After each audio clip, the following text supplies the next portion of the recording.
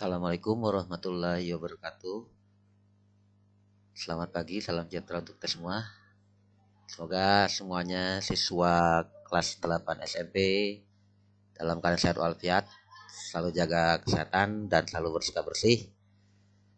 Baiklah, selamat bertemu kembali dengan saya Murtala Effendi, guru matematika SMP Angkasa Lanut Hussein Sastra Negara Bandung.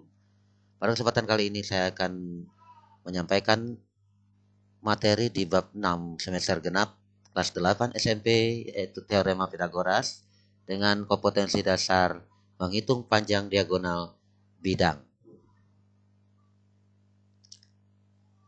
Marilah kita awali sebagai berikut. Penggunaan teorema Pitagoras untuk menentukan jarak dua titik. Ya. Ini ada titik A, X1 Y1, titik B, X2 Y2.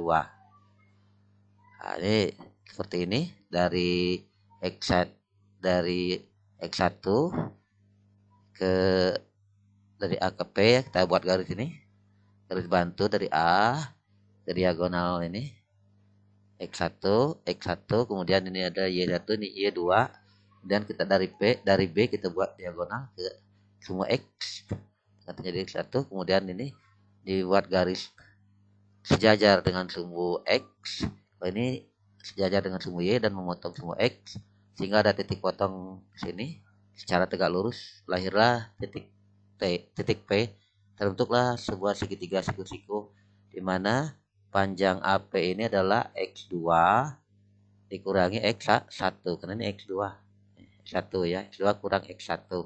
Kemudian dari P ke B adalah atau panjang BP adalah Y2 kurang Y1.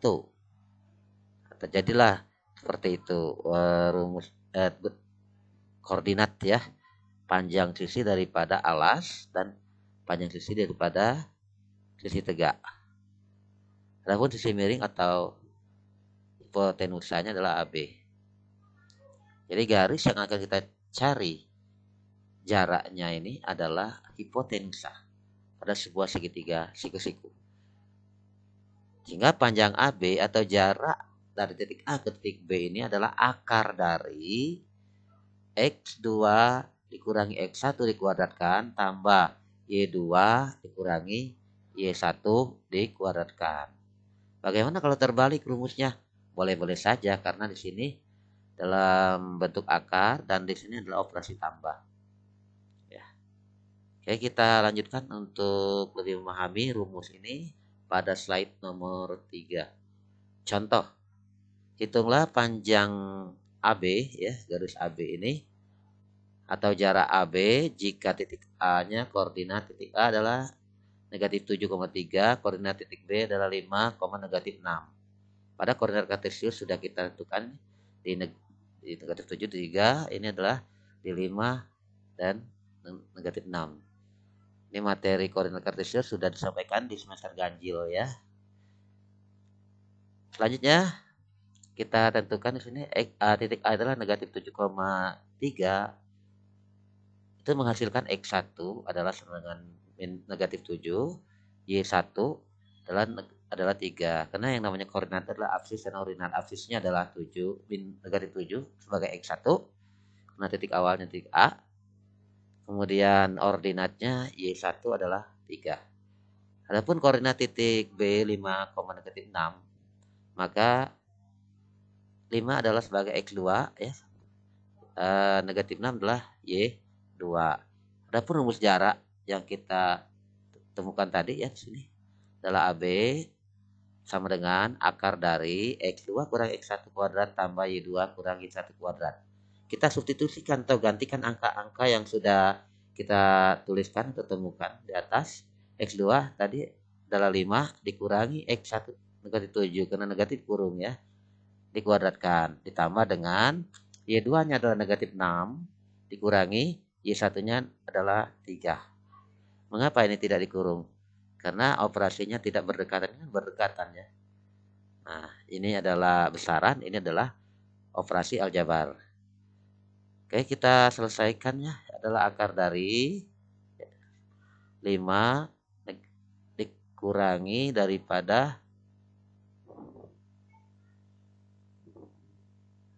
negatif 7 di kuadrat, negatif 7 kali negatif ini, negatif kali negatif positif 7 ditambah ya 5 tambah 7 dikuadratkan. Ini negatif 6 dikurangi 3 adalah negatifnya bertambah menjadi negatif 9 dikuadratkan. 5 tambah 7 adalah 12 kuadrat. Ini adalah negatif 9 kuadrat adalah negatif 9 kali negatif 9 adalah 81. Negatif 12 kuadrat adalah, atau 12 pangkat 2 adalah 144 ditambah 81. Jadi akar dari 144 tambah 81 adalah akar dari 225. Akar kuadrat daripada 225 adalah 15. Jadi jarak atau panjang AB ini adalah akar 225 adalah 15. 15 satuan. Dengan menggunakan rumus ya. Kalau mau menggunakan segitiga siku-siku ini tarik garis ke sini ya. Sejajar dengan sumbu Y untuk sumbu X. Ini juga memotong sumbu Y sejajar dengan sumbu X maka siku-siku. Nah, itu ya. Panjang ini berapa? Ini berapa langkah, ini berapa langkah, ini akan bisa ditemukan. Sama. Seperti itu. Tapi lebih baik kalau kita sudah tahu rumusnya, tinggal dihafalkan rumusnya saja. Untuk mempersingkat atau lebih akurat ya daripada perhitungan. Baiklah, kita lanjutkan ke langkah sebelum kita lanjutkan kepada diagonal bidang. Saya kira paham ya. Ini sederhana. Kata kuncinya adalah dihafalkan rumusnya, rumus jarak ya. Seperti ini. Oke, selanjutnya kita kepada menghitung ya panjang diagonal bidang. Penggunaan teorema Pythagoras pada bangun datar dan bangun ruang. Nah, bangun datar ya dan bangun ruang. Oke, contohnya sebuah persegi panjang berukuran panjang 16 cm dan lebar 12 cm. Hitunglah panjang diagonalnya. Ini diagonalnya adalah X cm. Oke, yang membagi segi panjang ini menjadi 2 segitiga siku-siku. Kalau yang siku-siku di sini juga siku-siku. Ya. Misal panjang diagonal persegi panjang adalah X cm, maka terjadi ini X-nya adalah sisi di depan sudut siku-siku. Namanya hipotenusa, yaitu sisi miring, sisi terpanjang. Jadi X kuadrat sama dengan 16 kuadrat, 16 pangkat 2 ditambah 12 pangkat 2. Jadi X pangkat 2 sama dengan 16 pangkat 2 adalah 16 kali 16, 256. Ditambah 12 pangkat 2 adalah 144. Jadi 256 ditambah 144 adalah 400. X pangkat 2 sama dengan 400. X saja adalah kita kalikan 2 kiri dan 2 kanan dengan akar kuadrat. Maka X kuadrat X pangkat 2 dikalikan dengan akar kuadrat adalah X saja. Kemudian ini menjadi akar 400. Akar kuadrat dari 400 adalah 20 pangkat 2. Nah, terjadilah kebalikan dari tadi ya. Nilainya 20 atau akar kuadrat dari 400 adalah 20.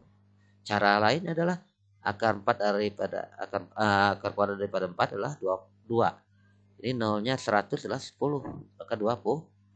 Jadi panjang diagonal persegi panjang tersebut adalah 20 cm panjang X ini ya. Oke, jadi inilah penggunaan teorema Pythagoras pada diagonal bidang. Oke, kita lanjutkan pada slide selanjutnya. Nah, ini ada penggunaan pada diagonal bidang dan diagonal ruang sekaligus ya. Diberikan sebuah kubus ya, balok ya. Sebuah balok. Nah, mengapa? Ciri balok dan kubus bedanya apa? Kalau kubus semua sisinya sama panjang. Kalau balok ada tidak akan sama panjang. Ini 8, ini 6, ini 12. Tidak sama. Maka ini adalah balok. Walaupun kelihatan seperti kubus ya. Lihat ukurannya. Panjang balok ABCD EFGH cara bacanya ya. Adapun panjang AB 8 cm, BC 6 cm, CG ada 12 cm. Pertanyaannya, hitunglah panjang AC dan panjang AG. AC adalah diagonal bidang. AC ini adalah sisi yang terletak di depan sudut siku-siku B. Sehingga dia adalah sisi terpanjang atau namanya adalah sisi miring.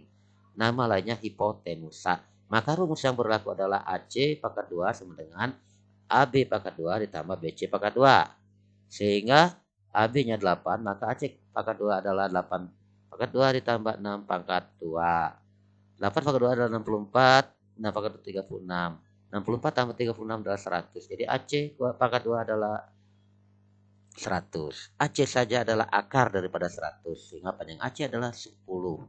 Jadi panjang AC adalah 10 cm. Nah, sekarang ini AC 10, CG 12. Ya. Kita tentukan panjang diagonal ruang AC. AG ya. Panjang diagonal ruang AG. Ini terbentuk segitiga siku-siku di mana sudut siku-sikunya pada titik C ya. Sehingga AG juga adalah sisi miring. Jadi diagonal pada sebuah bangun bidang datar itu adalah merupakan sisi miring daripada sebuah segitiga siku-siku yang terbentuk dalam bangun tersebut. AG pangkat 2 adalah sama dengan AC pangkat 2 ditambah dengan CG pangkat 2. Adapun AC adalah 10. Jadi AG pangkat 2 adalah 10 pangkat 2 ditambah dengan CG-nya 12. 12 pangkat 2. 10 pangkat 2 adalah 100. 12 pangkat 2 adalah 144. Jadi AG pangkat 2 adalah 100 tambah 144 adalah 244. AG saja adalah akar daripada 244.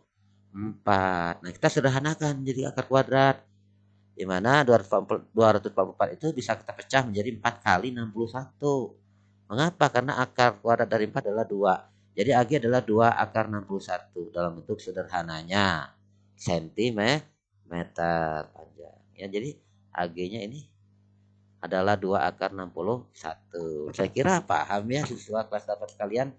Tidak masalah ke penggunaan daripada teorema Pythagoras pada bangun bidang datar, yaitu menentukan panjang diagonal, baik panjang diagonal bidang maupun panjang diagonal ruang. Kalau pada bangun ruang, kalau pada bangun bidang datar saja adalah panjang diagonal bidang. Semoga dapat dipahami dan terus ditonton video ini berulang-ulang agar lebih paham. Sukses selalu untuk kalian. Sekian, terima kasih. Wassalamualaikum warahmatullahi wabarakatuh.